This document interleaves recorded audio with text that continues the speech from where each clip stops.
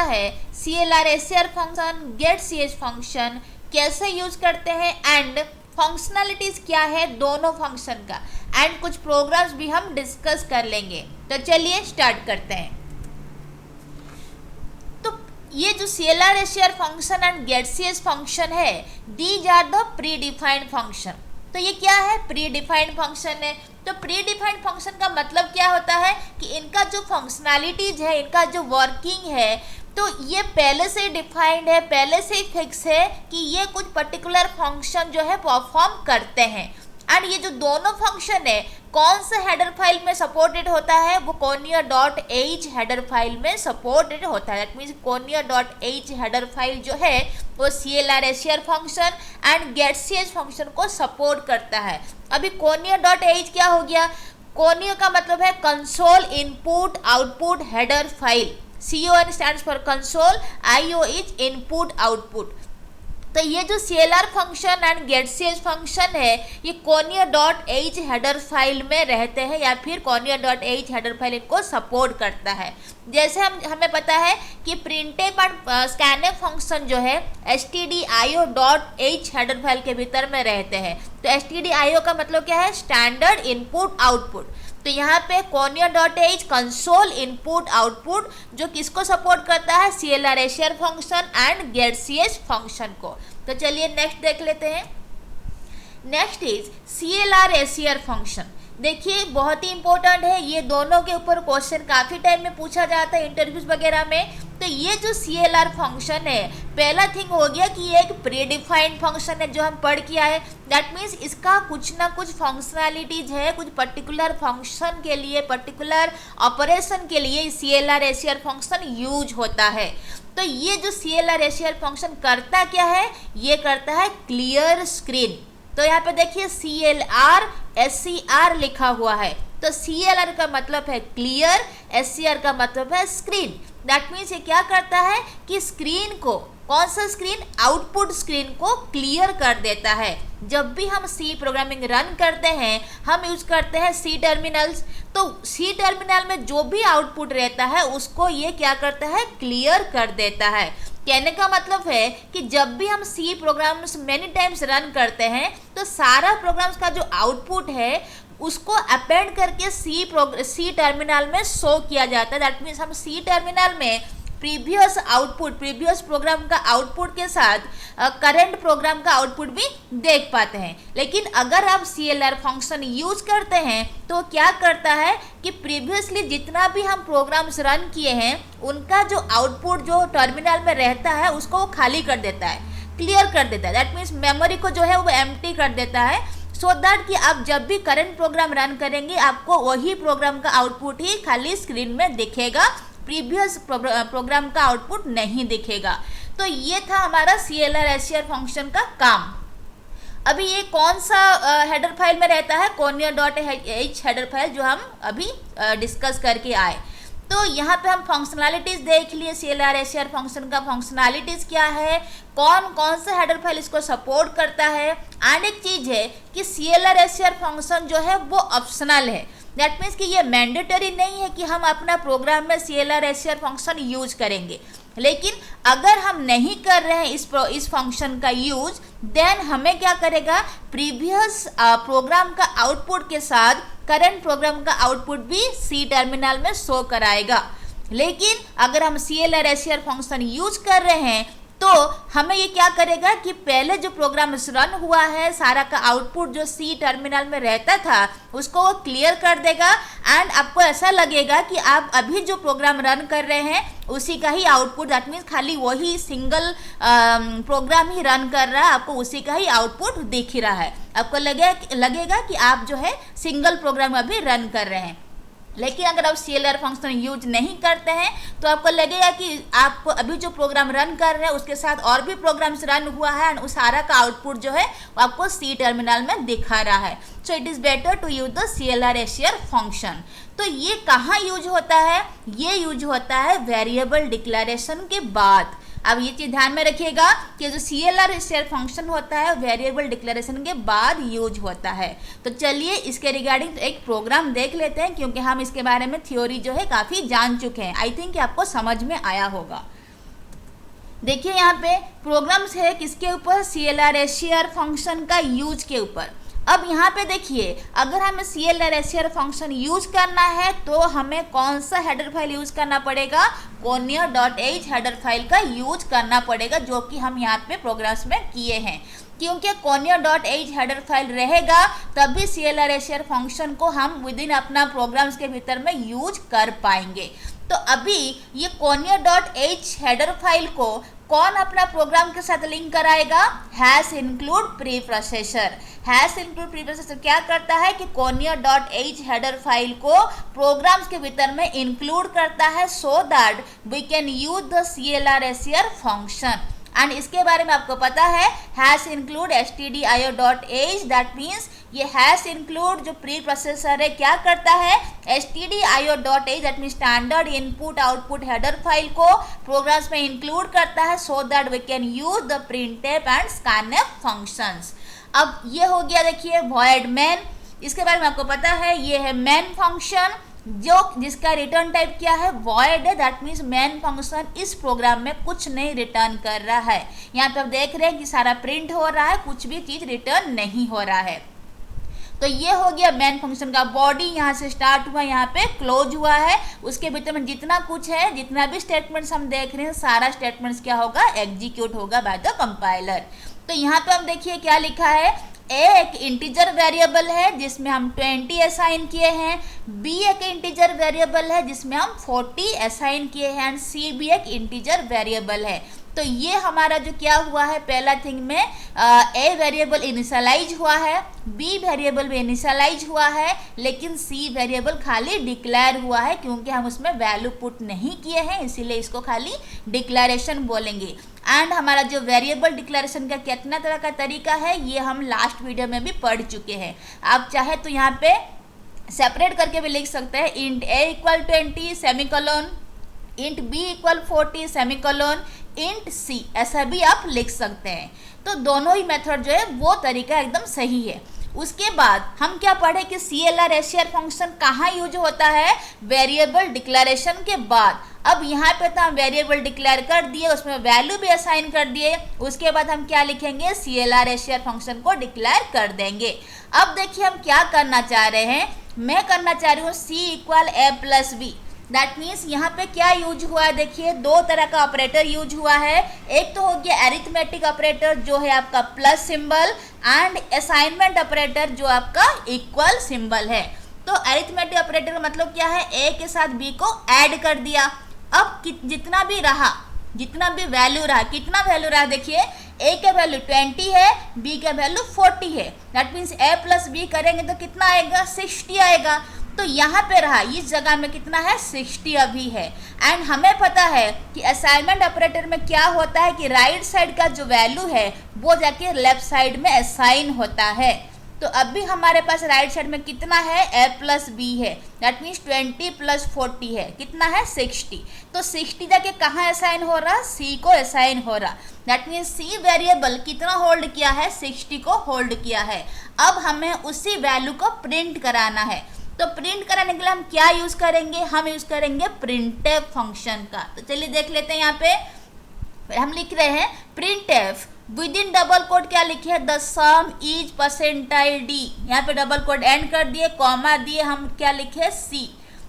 देखिए यहाँ पे परसेंटाइल डी क्या है कि फॉर्मेट स्पेसिफायर है, किसका है, इंटीजर का फॉर्मेट स्पेसिफायर। हमें पता है कि प्रिंटफ फंक्शन के भीतर में पैरेंथेसिस के भीतर में, जो पैरेंथेसिस यहाँ स्टार्ट हुआ यहाँ आके क्लोज हुआ है, तो पैरेंथेसिस के भीतर में विद इन डबल कोड जो भी चीज़ हम लिखते हैं वो चीज़ डिस्प्ले होता है। हम यहाँ पे क्या डिस्प्ले कराना चाह रहे हैं, आप जो भी चीज़ डिस्प्ले कराना चाह रहे हो वो आप अपने हिसाब से लिख सकते हैं। तो हम क्या लिखें, द सम इज दिखाएगा, देन परसेंटाइल डी। तो परसेंटाइल डी क्या करता है, इंटीजर वेरिएबल का वैल्यू को होल्ड करने के लिए हम यूज करते हैं इस तरह का स्पेसिफायर को। तो यहाँ पे हमारे किसका वैल्यू होल्ड करेगा, कॉमा के बाद जो चीज़ लिखे हैं, क्या लिखे हैं, सी लिखे हैं। तो सी का जो वैल्यू है उसको होल्ड करने के लिए हम परसेंटाइल डी का यहाँ पे यूज कर रहे हैं। परसेंटाइल डी क्यों हुआ, क्योंकि सी जो है हमारा इंटीजर वेरिएबल, देखिए यहाँ पे क्या लिखा है, इंटीजर वेरिएबल हमारा सी है, तो इंटीजर वेरिएबल है इसीलिए हम परसेंटाइल डी यूज कर रहे हैं। अगर सी हमारा फ्लोट होता तो यहाँ पे परसेंटाइल एफ लिखते, अगर सी हमारा डबल होता तो यहाँ पे परसेंटाइल एल एफ लिखते। तो इतना हो गया। अब देखिए क्या है, जो परसेंटाइल डी है that will be replaced by the value of C, तो ये जो सी का वैल्यू यहाँ पे है ये जाके कहाँ स्टोर रहेगा, परसेंटाइल डी में स्टोर रहेगा। तो कितना दिखाएगा हमारे रिजल्ट में, द सम इज 60, इतना आएगा। तो यहाँ पे देखिए CLR SCR फंक्शन आप यूज किए हैं, इसका मतलब है कि अगर मान लीजिए कि इस प्रोग्राम के पहले आप पहले 2-3 प्रोग्राम्स पहले से ही रन कर चुके हैं, मान लीजिए कि ये आपका 3rd नंबर प्रोग्राम है, तो इससे पहले आप 2 प्रोग्राम ऑलरेडी रन कर चुके हैं। तो अगर आप CLR फंक्शन यहाँ पे यूज नहीं करते हैं कि जब भी आप ये प्रोग्राम को कंपाइल करेंगे, रन करेंगे, कंपाइलेशन का मतलब है एरर फाइंड करना, एंड रन का मतलब है कि आपका प्रोग्राम में कुछ एरर नहीं है, आपका प्रोग्राम जो है रन हो रहा है। तो जब भी आप इसको कंपाइल करके रन करेंगे तो आपका जो सी टर्मिनल का जो कंसोल है या फिर सी टर्मिनल जो है वहाँ पे ये सम इज 60 तो दिखाएगा, उसके साथ आपका प्रीवियस प्रोग्राम का जितना भी आउटपुट है सारा भी दिखाएगा। तो ये चीज़ रहता है। लेकिन अगर आप CLR SCR फंक्शन यूज़ कर रहे हैं तो आपका स्क्रीन में खाली इतना ही दिखाएगा, द सम इज 60। तो ये क्या किया CLR SCR फंक्शन की, प्रीवियसली आप जो 2 प्रोग्राम रन किए थे उनका आउटपुट जो मेमोरी में स्टोर था उसको वो क्लियर कर दिए या फिर उसको एम्प्टी कर दिया, सो दैट आपको लग रहा है कि अभी जो है मेरा सिंगल प्रोग्राम रन हो रहा है एंड ये उसका आउटपुट है। अगर आप इसको यूज नहीं करते तो प्रीवियस प्रोग्राम का आउटपुट के साथ आपका करंट प्रोग्राम का आउटपुट भी शो करता। तो ये था CLR SCR फंक्शन का कुछ फंक्शनैलिटीज, कुछ काम जो हम प्रोग्राम के साथ भी समझ लिए। तो चलिए नेक्स्ट देख लेते हैं। Next is get CH function. देखिए गेट CH फंक्शन क्या है, ये भी एक प्री डिफाइंड फंक्शन है, दैट मीन्स इसका कुछ ना कुछ प्रीवियसली फिक्स्ड फंक्शनैलिटी है, ये कुछ ना कुछ पर्टिकुलर काम करने के लिए इस फंक्शन को हम यूज करते हैं। यानी कौन सा हेडर फाइल में रहता है, ये रहता है सेम conio.h हेडर फाइल में, means console input output header file में। तो अब गेट CH फंक्शन का देखिए फुल फॉर्म क्या है, गेट CH का मतलब क्या है, गेट कैरेक्टर, कैरेक्टर को रीड करता है। ये जो गेट CH फंक्शन क्या करता है, कोई भी सिंगल कैरेक्टर को रन करता है या फिर रीड करता है, कोई कैरेक्टर को ये रीड करता है। तो कौन सा कैरेक्टर, जो कैरेक्टर जो है यूजर उसको इनपुट देता है, जैसे ही कोई यूजर इनपुट देता है कोई कैरेक्टर को, उस कैरेक्टर को गेट CH फंक्शन क्या करता है, रीड करता है। कहने का मतलब है कि जब भी हम कोई प्रोग्राम कंपाइल करते हैं तो हम क्या लिखते हैं, सी प्रोग्रामिंग जब हम कंपाइल करेंगे ना उसमें हम क्या प्रेस करेंगे, Alt F9, देन हम रन करेंगे तो Control F9 प्रेस करेंगे। सिंपल सा फंडामेंटल है कि जब भी हम रन कंपाइल करते हैं Alt F9 प्रेस करेंगे, जब हम रन करेंगे उसी प्रोग्राम को हम Control F9 प्रेस करेंगे। तो कंपाइलेशन का मतलब है कि आप प्रोग्राम तो लिखे, उसके भीतर में एरर चेक कर रहे हैं कि क्या मेरा प्रोग्राम में कोई एरर है, तो इसका मतलब है आप कंपाइल कर रहे हो प्रोग्राम को। तो कैसे कंपाइल कर पाओगे, Alt F9 प्रेस करके। अगर आपका प्रोग्राम में कोई एरर नहीं है तो फिर आप Control F9 प्रेस करके उस प्रोग्राम को रन करेंगे टू गेट द आउटपुट। तो जब भी आप Control F9 की को प्रेस करके प्रोग्राम को रन कराते हैं, अगर आप गेट CH फंक्शन यूज नहीं कर रहे हैं तो आपका जो कंट्रोल है वो वापस जाएगा कहाँ पे, एडिटिंग विंडो में, दैट मीन्स प्रोग्राम में वापस चला जाएगा। You won't be able to see the output, आपको आउटपुट नहीं मिलेगा। तो आउटपुट पाने के लिए फिर से आपको Alt F5 प्रेस करना पड़ेगा टू गेट द आउटपुट। लेकिन अगर आप गेट CH फंक्शन यूज कर रहे हैं तो रन करने के बाद ये गेट CH फंक्शन जो है उस कंसोल को, दैट मीन्स जो टर्मिनल को होल्ड करके रखेगा, जब तक होल्ड करके रखेगा एंड आपको जो है आउटपुट शो कराएगा जब तक आप कोई की प्रेस नहीं करते टू एग्जिट द प्रोग्राम। समझ में समझे आप? दैट मीन्स कि गेट स्टेज फंक्शन क्या करता है कि कोई कैरेक्टर को होल्ड करके या फिर कैरेक्टर को रीड करता है एंड ये जो है आउटपुट स्क्रीन को होल्ड करके रखता है। जब भी हम प्रोग्राम रन करते हैं, प्रोग्राम रन करने के बाद हमारा जो आउटपुट है जो कंसोल में शो करता है, सी टर्मिनल में शो करता है, उसको गेट स्टेज फंक्शन होल्ड करके रखता है, हमें आउटपुट दिखाता है, हम आउटपुट देख पाते हैं। एंड कब तक रहता है? जब तक हम कोई की प्रेस नहीं करते टू एग्जिट द प्रोग्राम। तो ये है गेट स्टेज का फंक्शनैलिटीज। एंड ये कहाँ यूज होता है? ये यूज होता है मेन फंक्शन एंड होने से पहले, that means at the end of the program. तो चलिए हम देख लेते हैं गेट स्टेज फंक्शन कहाँ यूज होता है with its functionalities with one program. तो यहाँ पे देख लीजिए क्या लिखा हुआ, देखिए हैश इंक्लूड stdio.h, जो हमें पता है कि standard input output header file को इंक्लूड कर रहा है so that we can use the printf and scanf function. यहाँ पे conio.h हम यूज किए हैं क्योंकि हम यहाँ पे CLR SCR फंक्शन भी यूज कर रहे हैं एंड गेट स्टेज फंक्शन भी यूज करेंगे। तो ये दोनों को कौन सपोर्ट करता है? conio.h, that means console input output .h जो है हेडर फाइल हमारा, उसको सपोर्ट करता है। देन ये हो गया हमारा मेन फंक्शन जो कुछ भी रिटर्न नहीं करता, इसलिए इसका जो डेटा टाइप है क्या है? वो है void। अब यहाँ पे हम देख रहे हैं a का वैल्यू कितना है? 40, b का वैल्यू कितना है? 60। तो a एंड b क्या हो गया? इंटीजर वेरिएबल है, c भी हमारा एक इंटीजर वेरिएबल है। तो ये है डिक्लेरेशन का एक तरीका कि स्टार्टिंग में आप डेटा टाइप लिख दीजिए एंड उसके बाद जो वेरिएबल है उनको कॉमा से सेपरेट करके लिख दीजिए अगर आप सेम डेटा टाइप रखना चाह रहे हैं। तो इसका मतलब है कि हम देखिए कॉमा से सेपरेट करके ए भी लिखे हैं, ए फिर कॉमा बी लिखे हैं, फिर कॉमा सी लिखे हैं एंड तीनों से पहले हम कौन सा डेटा टाइप दिए हैं? इंटीजर। तो ये अगर करेंगे तो कंपाइलर समझेगा कि ए बी सी तीनों क्या है? इंटीजर वेरिएबल हमारा है। तो यहाँ पे हम ए को 40 असाइन किए हैं, बी को 60 असाइन किए हैं, सी में कुछ भी असाइन नहीं किए, that means C is only declared here. तो उसके बाद हम क्या किए? CLR SCR फंक्शन यूज कर लिए क्यों हमें पता है कि CLR SCR फंक्शन कहाँ यूज होता है? After the function after the variable declaration. तो ये जो वेरिएबल यहाँ पे डिक्लेयर हुआ उसके बाद हम CLR SCR फंक्शन को यहाँ पे डिक्लेयर कर दिए हैं।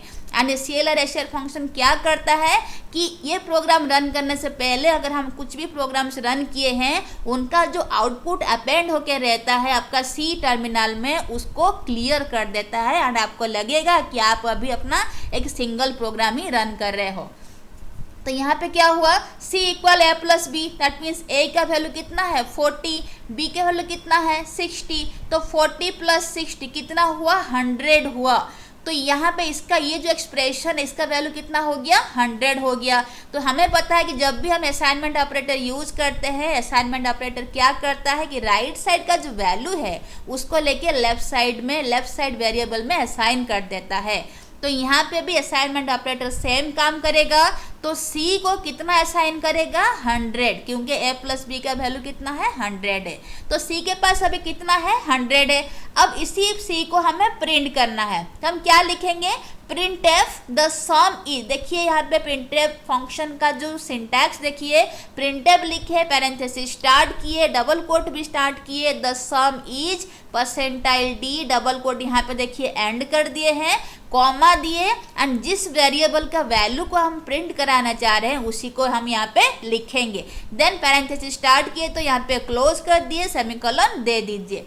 तो यहाँ पे हमें पता है कि प्रिंटफ फंक्शन में विद इन डबल कोट जो भी चीज़ रहता है वो डिस्प्ले होता है। तो आप अपने हिसाब से भी आउटपुट को डिजाइन कर सकते हैं, आप किस तरह का लिखावटी चाहते हैं। तो मैं चाह रही हूँ लिखना कि the sum is something, that mean the sum is this much. तो ये जो %d है वो क्या है? फॉर्मेट स्पेसिफायर ऑफ इंटीजर है, that mean this is use to hold the integer value. तो कौन सा इंटीजर वैल्यू होल्ड करेगा?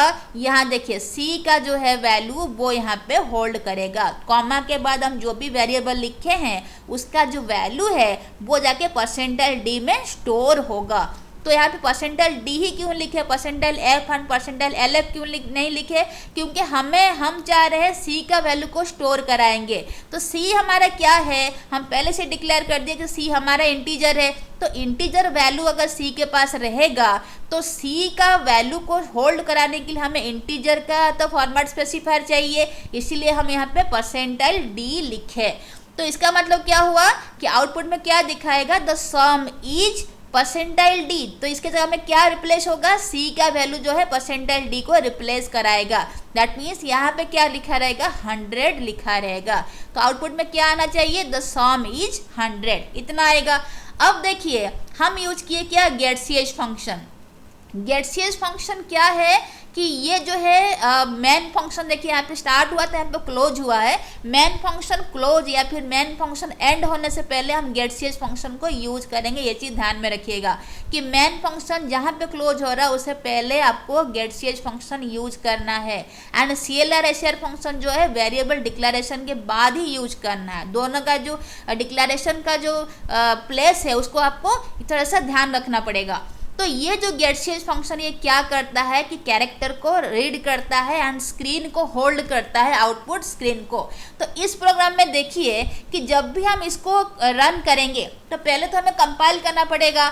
Alt F9 करके हम कंपाइल कर दिए, देन कंट्रोल F9 करके उसको रन कर रहे हैं। तो जैसे हम उसको रन किए, ये गेट सी एच फंक्शन क्या करता है कि हमारा जो सी टर्मिनल है उसको होल्ड करके रखता है, उसमें हमें आउटपुट दिखाता है कि ये जो है हमारा आउटपुट में क्या दिखाएगा, द सम इज 100, ये हमें दिखाता है क्योंकि ये जो स्क्रीन को होल्ड करता है, टर्मिनल को होल्ड करके रखता है। तो हम वहाँ पे आउटपुट देखे एंड जब हम एग्जिट किए, कोई की प्रेस किए तो ऑटोमेटिकली जो है ये हमारा फिर बैक हो जाएगा, फिर हमारा एडिटिंग विंडो में चला जाएगा। लेकिन अगर यहाँ पे हम गेट सी एच फंक्शन नहीं यूज करते तो क्या होता है कि हम ये प्रोग्राम को तो रन कर लेते, मतलब कंपाइल कर लिए, फिर इसको हम रन किए, तो जैसे ही हम रन किए ये वापस चला जाता कहाँ, एडिटिंग विंडो में। दैट मीन्स हमारा जो प्रोग्राम है फिर से हमें दोबारा दिखने लगता है, लेकिन हमें आउटपुट नहीं मिलता। आउटपुट वाला जो स्क्रीन होता है ना, जो सी टर्मिनल है जहाँ पे आउटपुट शो होता है, तो वो स्क्रीन हमें नहीं दिखाता, ये वापस कहाँ चला जाता है, एडिटिंग विंडो। दैट मीन्स कि वापस प्रोग्राम में ही चला जाता, हमें आउटपुट नहीं दिखाता। तो ये हम आउटपुट पाने के लिए हम क्या यूज करते हैं, get C H function use करते हैं, so that we can see the output on the console. हम कंसोल में या फिर सी टर्मिनल में अपना आउटपुट देख पाए, इसीलिए हम get C H function use करते हैं। अगर हम इसको यूज नहीं करेंगे तो ये वापस जो हमारा प्रोग्राम जो है वो कंपाइल एंड रन होने के बाद वापस एडिटिंग विंडो में चला जाता है, हम वापस प्रोग्राम में चले जाते हैं, हमें आउटपुट नहीं दिखता है। And in order to get the output हमें अगेन Alt F5 को प्रेस करना पड़ता है। Alt F5 प्रेस करने के बाद हमें जाके रिजल्ट जो है सी टर्मिनल में देखने को मिलता है। तो ये था कुछ प्रोग्राम जिसके बारे में हम पढ़े कि गेट सी एच फंक्शन क्या होता है, CLR SCR फंक्शन क्या होता है। तो हम थोड़ा सा ब्रीफ कर लेते हैं कि CLR SCR function and get C H function क्या है। These are the predefined function, कि इनका कुछ ना कुछ मीनिंग है, कोई ना कोई काम करने के लिए या फिर कोई ना कोई ऑपरेशन के लिए ये फंक्शन जो है हम यूज करते हैं। एंड ये कौन सा हेडर फाइल में रहते हैं, conio.h हेडर फाइल में रहते हैं। CLR SCR फंक्शन क्या करता है कि हमारा जो आउटपुट स्क्रीन है, हमारा जो सी टर्मिनल है उसको क्लियर कर देता है, क्लियर स्क्रीन क्लियर कर देता है। क्योंकि जब भी हम प्रोग्राम्स रन करते हैं कि प्रीवियस प्रोग्राम का जो आउटपुट है वो करंट प्रोग्राम के साथ अपेंड करके हमें दिखा देता है। लेकिन अगर हम CLR SCR फंक्शन यूज़ कर रहे हैं तो प्रीवियसली जितना भी हम प्रोग्राम्स रन किए हैं सारा का आउटपुट को वो स्क्रीन से क्लियर कर देता है। दैट मीन्स मेमोरी को जो है वो खाली कर देता है। तो जब भी आप नया प्रोग्राम रन करते हैं उसी प्रोग्राम का ही खाली आउटपुट वहाँ पे दिखाता है। आपको लगता है कि अभी मैं सिंगल प्रोग्राम रन कर रहा हूँ, उससे पहले मेरा कोई प्रोग्राम रन नहीं हुआ है, इस तरह का फीलिंग्स आपको देगा। Then get C H function क्या है, गेट सी एच का मतलब कि गेट कैरेक्टर, ये क्या करता है, कैरेक्टर को रीड करता है। एंड मेन थिंग क्या हो गया कि मेन काम है गेट सी एच फंक्शन का कि आपका जो आउटपुट स्क्रीन है, आपका जो सी टर्मिनल है उसको होल्ड करके रखता है, so that we can see the output. अगर हम गेट सी एच फंक्शन नहीं यूज़ करते हैं तो रन करने के बाद प्रोग्राम जब हम रन करेंगे तो हम वापस प्रोग्राम में ही चले जाएंगे, हमें आउटपुट नहीं देखने को मिलेगा। तो आउटपुट देखने के लिए हमें Alt F5 फिर से प्रेस करना पड़ेगा टू सी द आउटपुट। तो इसीलिए गेट सी एच फंक्शन का यूज किया जाता है एंड ये यूज होता है before the end of main function. तो मेन फंक्शन एंड होने से पहले ये get C H function use होता है। उसका काम के बारे में, फंक्शनैलिटीज़ के बारे में हम यहाँ पे पढ़ चुके हैं। एंड CLR फंक्शन कब यूज होता है? After the variable declaration, and उसका भी फंक्शनैलिटी हम पढ़ चुके हैं। तो ये था कुछ आज का लेक्चर जिसमें हम पढ़े दो प्री डिफाइंड फंक्शंस के बारे में, कैसे यूज़ करेंगे, क्या क्या फंक्शनैलिटीज़ है इनका, एंड हम प्रोग्राम्स देख के भी हम समझ लिए कि कैसे कैसे हम रन कर सकते हैं या फिर कैसे इसको समझ सकते हैं बेहतर वे में। तो आई थिंक कि आपको मेरा वीडियो अच्छा लग रहा होगा। तो अगर मेरा वीडियो अच्छा लग रहा है तो इसको लाइक, शेयर एंड सब्सक्राइब जरूर करें। So thank you so much for watching me.